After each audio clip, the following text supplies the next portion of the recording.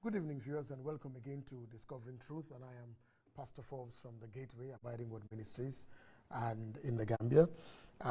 Tonight we want to start another series that really just sits on the one we just finished. We just finished talking about truth, transparency, and a good conscience.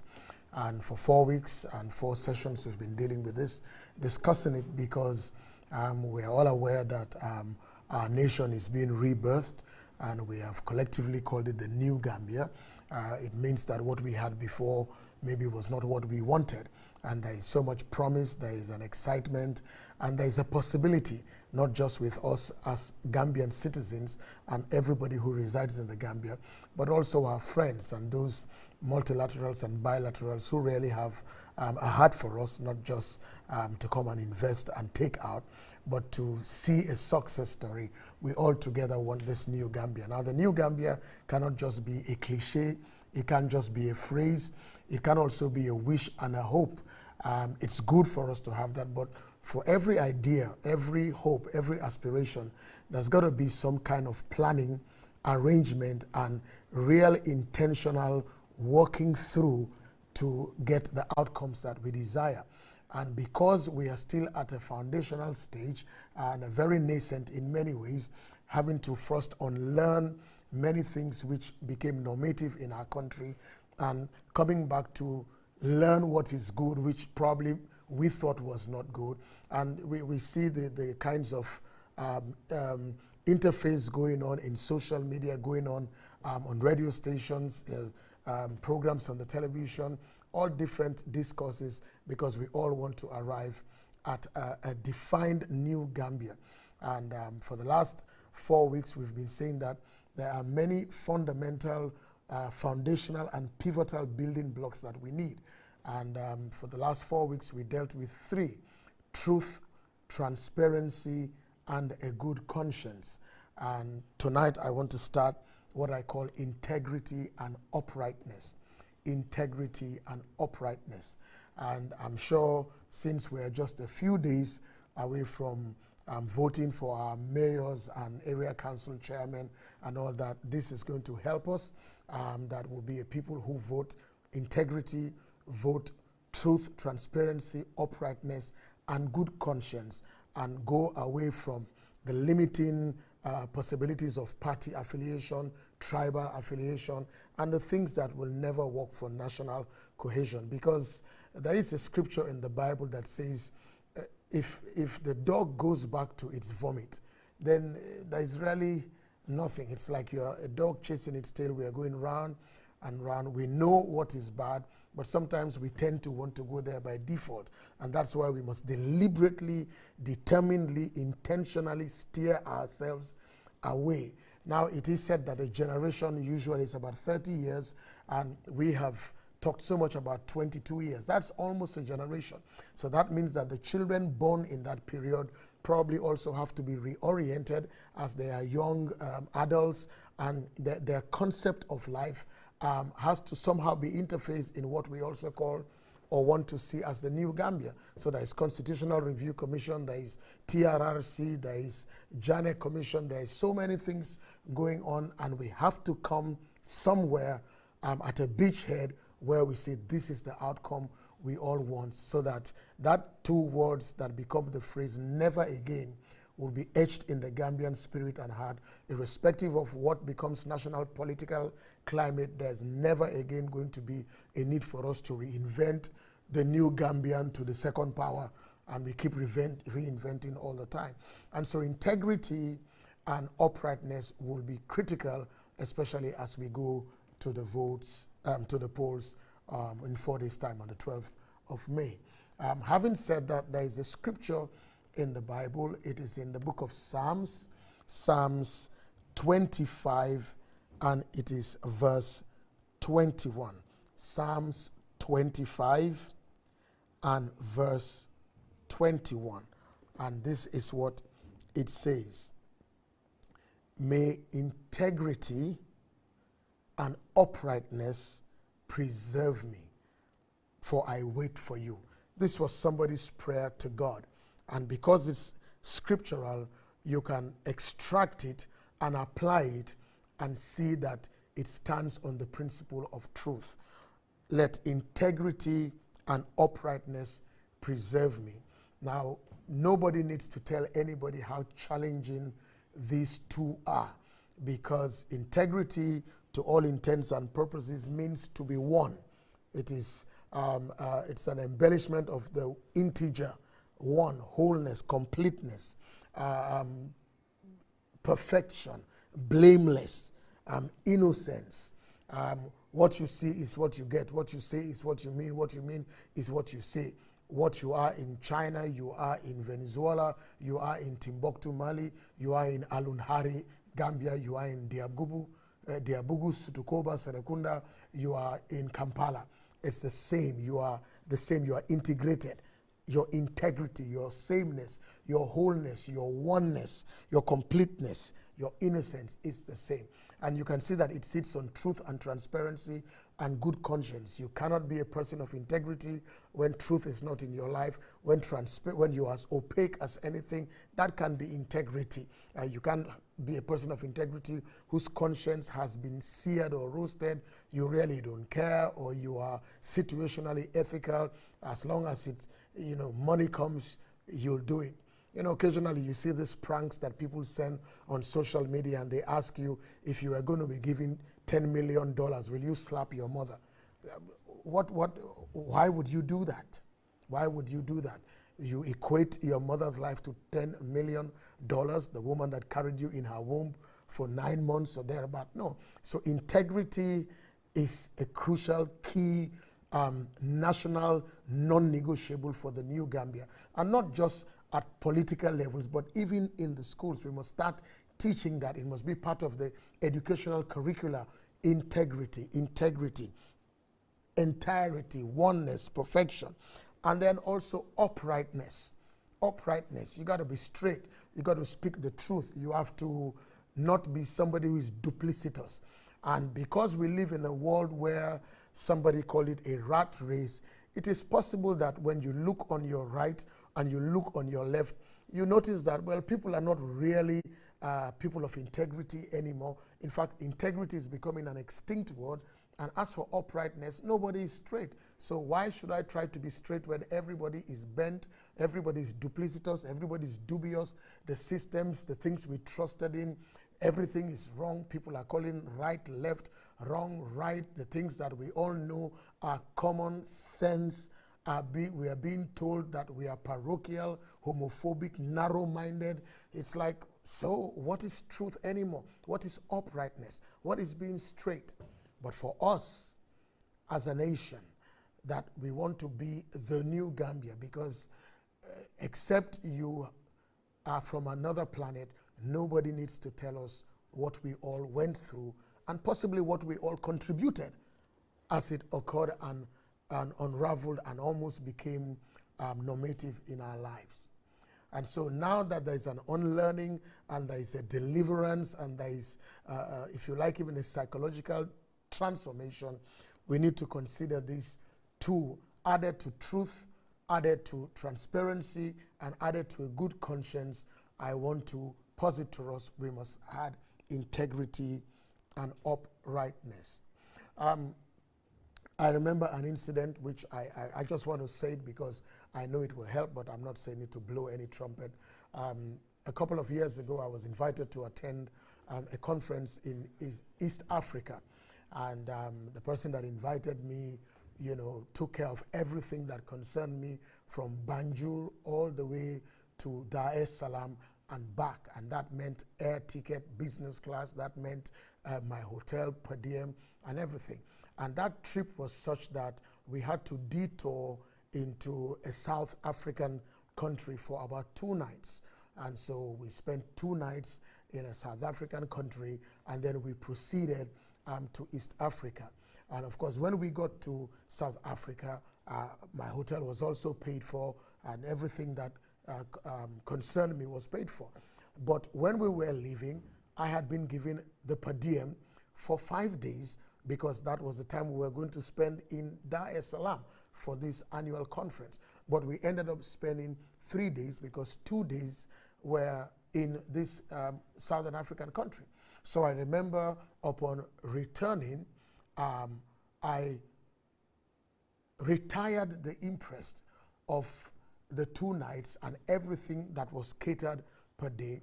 And I remember the secretary telling me that, why are you doing this? This has already been catered for. And she was not telling me that as per Pastor Forbes, keep it, it's yours, or let's share it. She was like, no, it's left our books, it's yours. I said, but I didn't spend it because I didn't need to, because I was taken care of in this Southern African country, and therefore I had 2 days extra money. And that, in a simple way, is integrity. Now, the person telling me that was not saying that I should, as we say in African English, chop the money, eat the money.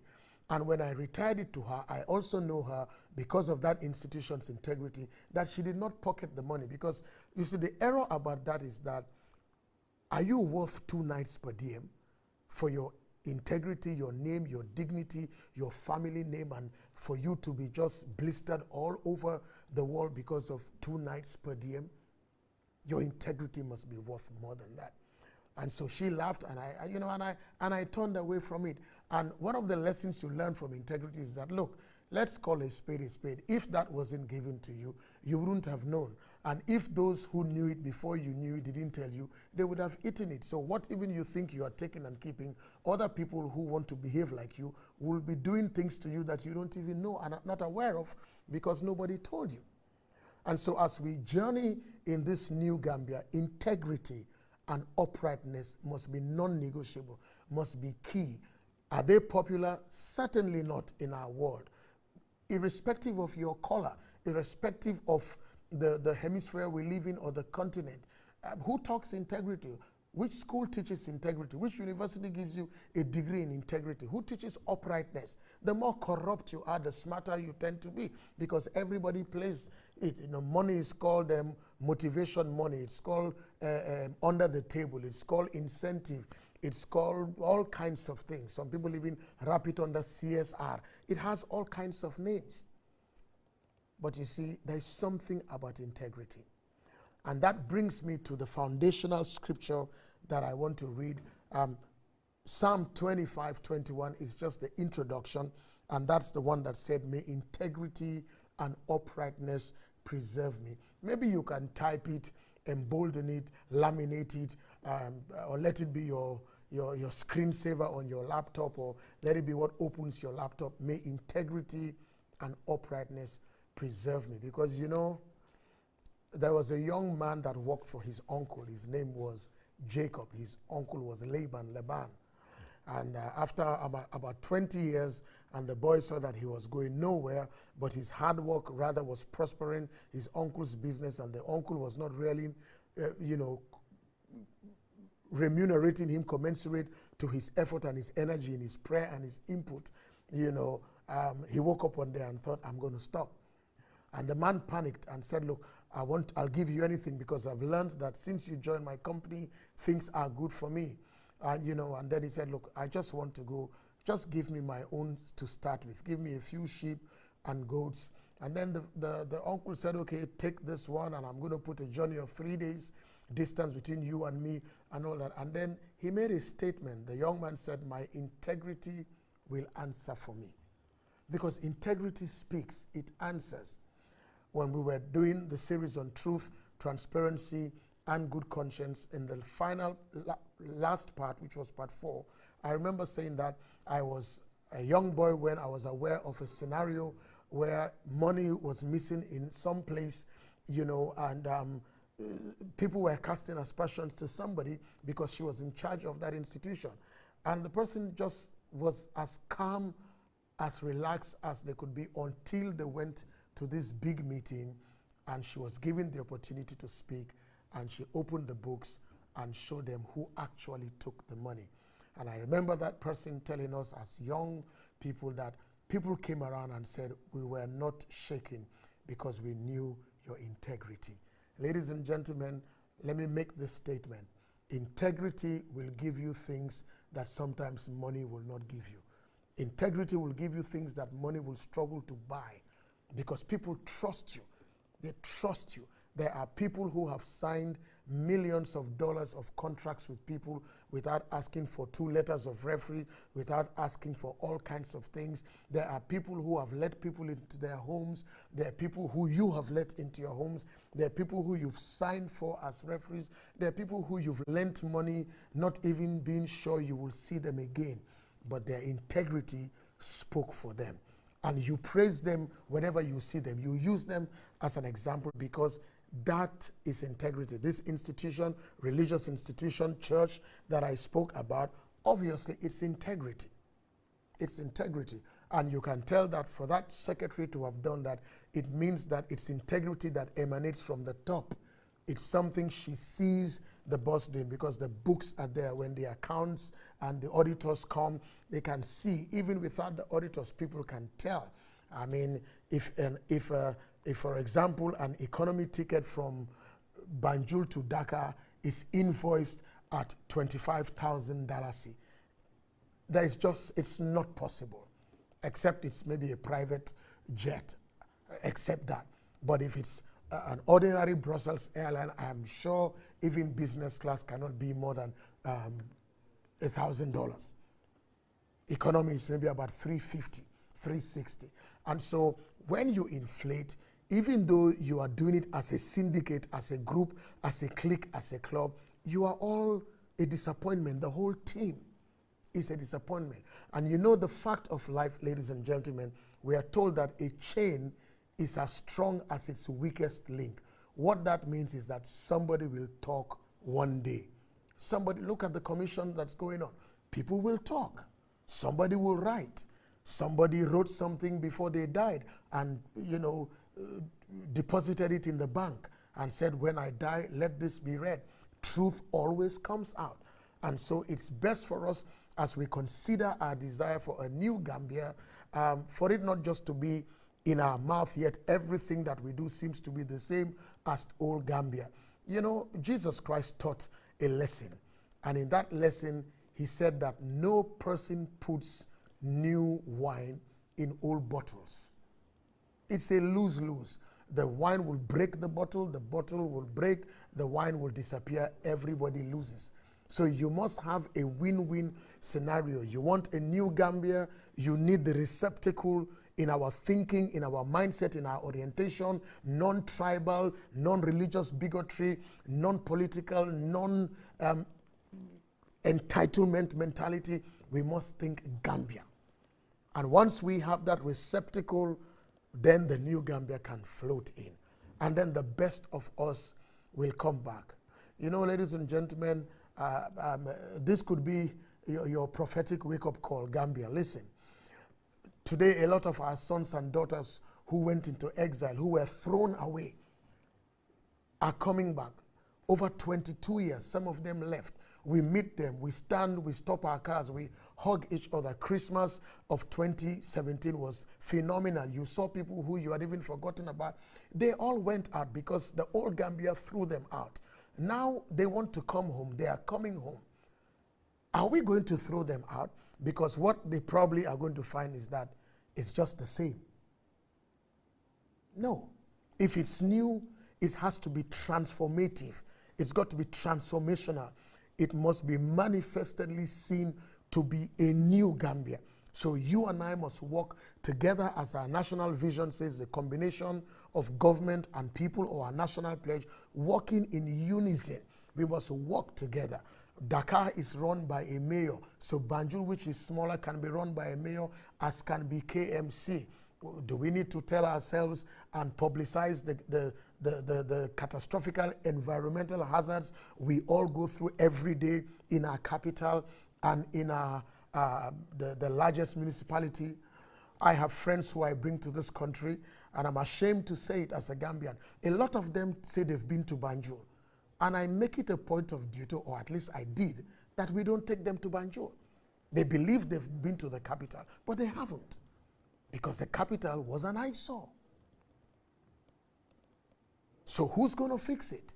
Is it political rhetoric? Is it party rhetoric? No. In the new Gambia, we must have the mindset of merit-driven, time-tested, record-proven personality to be able to do the job. That's how it is. You know, in one of our West African nations, somebody has been given a job as a prosecutor, and he comes from the opposition party and is appointed by the president, who is in another party. I remember the late Ambassador George Haley when he was here. You know, he was a friend, like a father figure to me. And he always used to tell me that he was a Republican. But President Bill Clinton appointed him here. President Bill Clinton was a Democrat. George Haley, late Ambassador George Haley, was a Republican.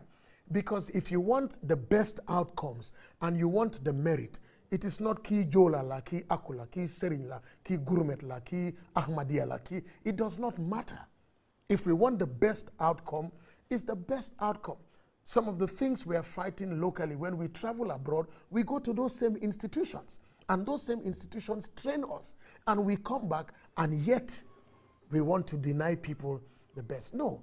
Uprightness and integrity must be a national non-negotiable. Even in terms of gender, non-negotiable. Look at the issue of sexual harassment. To what end? Really, to what end? That maybe a 15-year-old girl, a 19-year-old girl, a 21-year-old young woman can bring a whole 60-year-old managing director down to the ground and finish him, when maybe that girl is even younger than his daughter. The new Gambia, we must think uprightness. We must think integrity. You know, every time I meet people, and, you know, by just the grace of God, almost every Sunday there is 1 or 2 or 3 or more visitors to our church. And you ask people, sometimes it's shocking. Just this past Sunday, you know, tour operators from Nigeria, and they're saying, wow, you need to sell your country as a tourist destination. And I keep saying we are trying, but, you know, I'm not too really sure whether I even believe we are trying. Because it's well and good to be counting the number of beds and the number of people coming, but what is the quality of the people? What is the input and what is the outtake? Why are we known for those S's? The sea, the sand, the sun, and the fourth one, which you all know, which I don't want to mention. Why? What is the long-term benefit to our young children, to our female girls, not to talk of our young boys who are marrying their grandmothers? What is the benefit? So how do we steer this up? We have to do it by principally deciding at all levels, from the leaders to the led, from the top to the bottom, that it's going to be non-negotiable integrity and uprightness. Let everybody else be bending. Let every other nation be bending. But the new Gambia, we want to go straight. We want to go properly. And there is a man in the Bible I want to talk about, because his life is really, if you like, the prototype of it all, short of the Lord Jesus Christ, who himself is the best example for humanity. This man, his name is Job, spelled J-O-B, like a job. And there is an entire book in the Bible named to him, the book of Job. And we'll start with him, and then wherever we end, we'll continue next week by the grace of God. So I want to read from the first chapter of the book of Job, and then when we finish part 1, we'll continue. So Job is the book before the Psalms. The Psalms is like the center of the Bible. Let me read this quickly before I end. There was a man in the land of Uz whose name was Job. That man was blameless and was upright, and he feared God and he shunned evil. So he was a man of integrity and uprightness. And let me just pause here and say, at all levels of life, especially when you become a self-aware person and you are brought up by your family's morals, religious principles and all that, it's a choice you make. I am going to be upright. I am going to be a person of integrity. I'm not going to inflate invoices. I'm not going to sign at this workshop at 8 o'clock and run to that workshop and sign there, and run to that workshop and sign there, and ask my friend to forge my signature so that at the end of the day I can collect 4 per diems. The truth about it is that people know you are doing that. Whether they tell you or not, they know. You say, but Pastor Forbes, everybody is doing it. You are not everybody. Why must you equate yourself to everybody? You are different. Let other people do it. Is your life worth a per diem? Is it worth the breakout tea, coffee, the cakes at Cocoa Ocean and Kairaba, Senegambia? Is that what you're about? Is that what you're about? No. So it's a choice that we all must let integrity be our upright. You know, you can imagine, for example, let's say Her Majesty Queen Elizabeth, or let's say the American president, President Trump, or any leader. Can you imagine a president who decides that I want to eat food for the next 30 days? So he calls his protocol team and his diary planner, extend an invitation to the Prime Minister of England on Monday, extend an invitation to the President of Kenya on Tuesday, extend an invitation to the Premier of China on Wednesday, because each presidential invitation comes with maybe a 7-course meal. When you eat all that food for 30 days, when will you work? So we can't live like that. Our appetites must be more sophisticated by the mundane. There must be integrity and uprightness. And that is what happened to this man, Job. And I'll pick up from here next week because my time is up. He was blameless, he was upright, he feared God, he shunned evil by choice. If we're going to be a nation that is the new Gambia, then uprightness and integrity must preserve us. And by the grace of God, we'll pick up from here next week. Until I come your way, this is Pastor Forbes saying, have a good evening, good night. I know this is a hot one, but it's going to get hotter because we need this new Gambia to stand on its feet. God bless us all, and good night.